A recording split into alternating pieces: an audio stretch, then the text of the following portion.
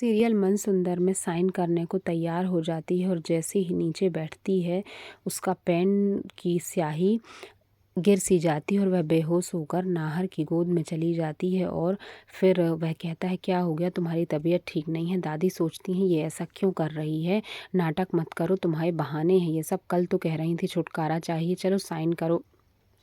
वह फिर एक बार कोशिश करती है और पेन फेंक देती है। दादी कहती है, क्यों नहीं कर रही हो साइन?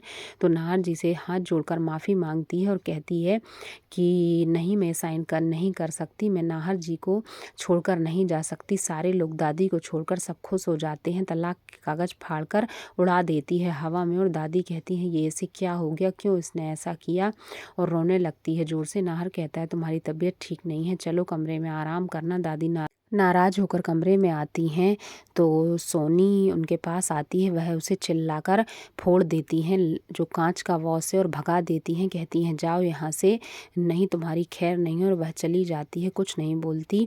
यहाँ पर रूही भी कुछ सोच रही है और नाहर कहता है, आज जब तुमने साइन नहीं किए तलाक के कागज़ पे तो मुझे लगा हम दोनों एक हैं और परेशान है। नकली रूही की दादी ने अगर मुझे देख लिया तो मुझे कच्चा चबा जाएंगी और पूछेंगे कि तुमने साइन क्यों नहीं करे। तभी कोई उसे इशारे से बाहर बुला रहा है। वह चुपचाप जाती है तो वो होती हैं रूही की दादी और उन्हीं ने पैसे दिए थे साइन ना करने के लिए तलाक के कागज़ पे। यहाँ दादी ढूंढ रही हैं, नाहर के कमरे में आई हैं कि रूही कहाँ है, उससे पूछूं तो जाके। यहाँ पर रूही की जो दादी हैं वह कह रही हैं कि तुम ये लो पैसे, और अगर तुम्हें पैसे में खेलते रहना है तो जैसा मैं कहूँ वैसा करते जाना, नहीं जेल पहुंचा दूंगी। यहाँ पे नाहर की दादी बार बार परेशान हैं और सोच रही हैं कि कहाँ चली गई रूही। याद कर रही है अपने बीते हुए पलों को और आंसू पोंछती जा रही है।